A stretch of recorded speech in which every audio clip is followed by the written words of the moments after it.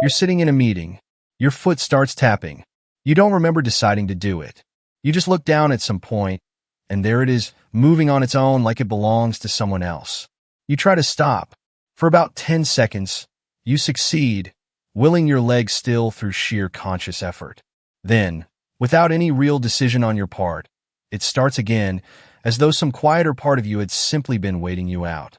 You probably think this is just nervous energy, a bad habit, something to be embarrassed about and quietly suppress, especially in a room full of people who seem perfectly still.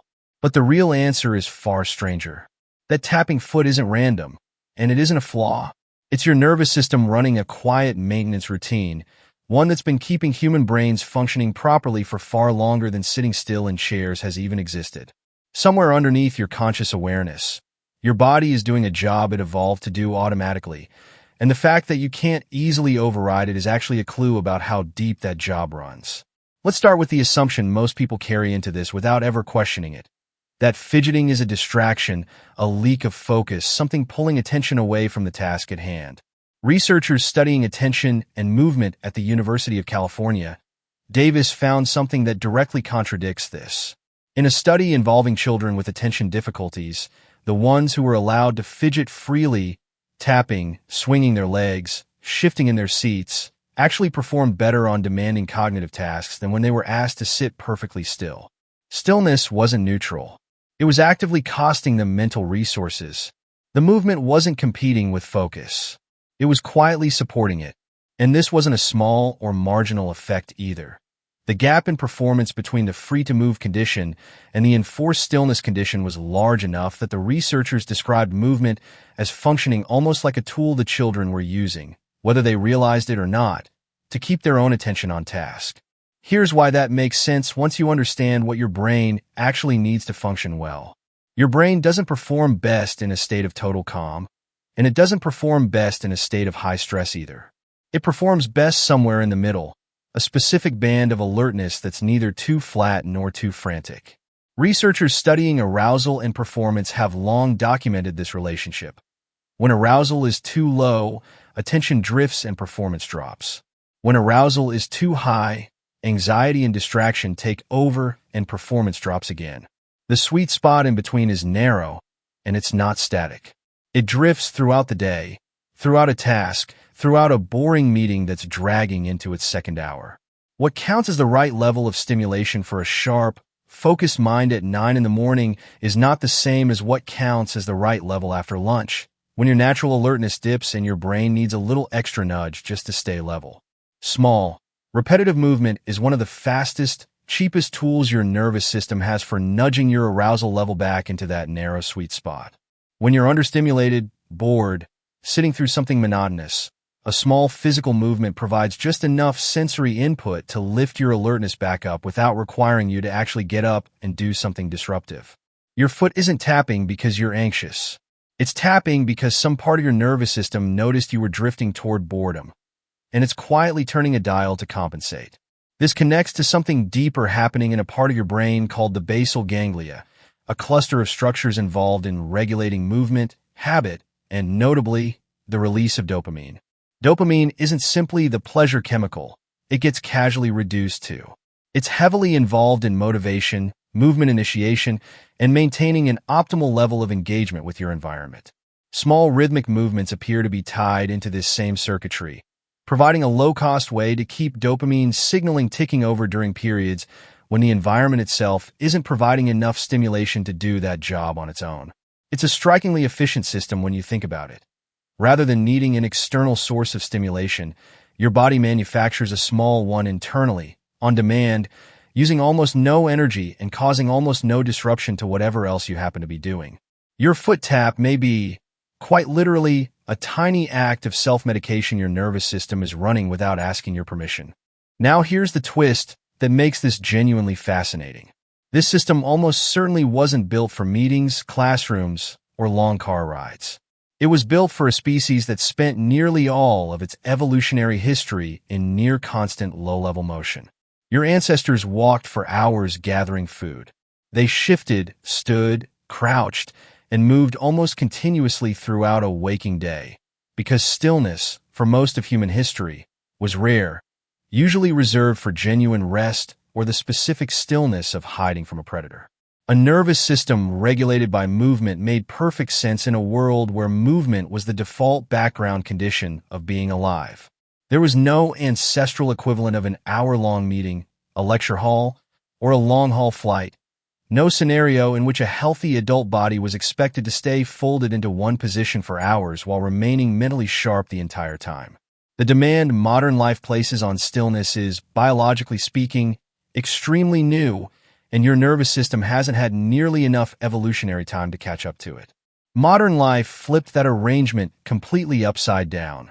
You now spend enormous stretches of your day in forced stillness, chairs, desks, meetings, screens, situations that require you to sit motionless for durations your ancestors' bodies were never designed to sustain without motion woven through them. Your nervous system still expects the low hum of background movement it evolved around. When that movement is denied in a quiet room, at a desk, during a long lecture, your body appears to generate a small, localized substitute on its own. The foot tap, the pen click, the knee bounce, these are miniature stand-ins for the walking, shifting, gathering movement your biology still quietly assumes should be happening. There's a third layer to this story that most people never hear about, and it comes from an unexpected direction: metabolism. Researchers at the Mayo Clinic studying what's known as non-exercise activity thermogenesis, essentially the energy your body burns through everyday fidgeting, posture shifts, and small involuntary movement, found striking differences between individuals in how much of this low-level movement they generate throughout the day. In one closely monitored study, people who were naturally prone to more fidgeting and postural movement burned substantially more calories over the course of a day than those who stayed relatively still, even when both groups ate the same diet and neither group exercised. The tapping foot isn't just regulating attention. For some people, it may be quietly regulating body weight too, an entire metabolic process running in the background of something that looks from the outside like nervous energy with nowhere to go, but is in fact a low-cost, always-on system doing real physiological work every single hour of the day, whether you're paying attention to it or not. This also explains something people rarely connect: why fidgeting tends to spike specifically during boring or understimulating moments and often decreases during moments of genuine engagement. When a task, a conversation, a piece of music pulls your full attention, your arousal is already sitting in that ideal middle band, supplied by the content itself. There's no gap for your nervous system to fill. But the moment interest dips, even slightly, even for a few seconds, that small movement often reappears almost instantly, like a thermostat clicking back on the second the room cools by half a degree. Children make this pattern especially visible, mostly because they haven't yet learned to suppress it as thoroughly as adults have. Classrooms built around long stretches of forced stillness, sitting at a desk, hands folded, feet flat on the floor, are asking developing nervous systems to override a regulatory mechanism they're still learning to control at all, let alone override on command. It's part of why simple interventions, standing desks, wobble cushions, quiet fidget tools, have shown up in classrooms with genuinely measurable effects on attention and behavior for at least some students. The tools work not because they're a novelty or a gimmick, but because they're offering the nervous system a legitimate, low-disruption outlet for a need that was always going to find an outlet one way or another.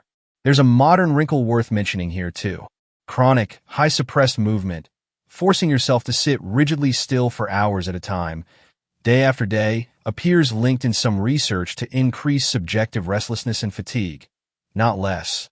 Fighting the small movement doesn't make the underlying need disappear. It just channels that same regulatory pressure somewhere else, sometimes into mental restlessness instead of physical restlessness, which can feel, ironically, even more distracting than the tapping foot ever was. The pressure has to go somewhere. Suppress the leg, and the mind starts wandering instead. You haven't solved the underlying need for regulation. You've just relocated it somewhere less visible and often less useful. So the next time your foot starts moving on its own in a meeting, or your pen starts clicking, or your leg starts bouncing under the table, you don't need to read it as a character flaw, a sign of nerves, or a habit you should be ashamed of and white-knuckle into stillness. It's worth noticing, too, that the people who seem to sit perfectly still through a long meeting aren't necessarily more focused than you. Some of them are simply suppressing the same signal more successfully, at a cost you can't see from the outside, or their attention has already quietly drifted somewhere else entirely, with no small movement left to give it away. It's closer to your body quietly doing maintenance on your own attention, running a small mechanical loop that's been keeping human brains properly calibrated for far longer than chairs, meetings, or open-plan offices have existed. The tapping isn't pulling you away from focus. In a very real sense, it might be the thing quietly keeping you there. You're sitting in a meeting. Your foot starts tapping, and somewhere behind that small, restless motion is a nervous system doing exactly what it was built to do, running the same regulatory trick that kept your ancestors alert on a long walk, still humming along quietly under a desk, in a world that finally, after all these thousands of years, forgot to let it move.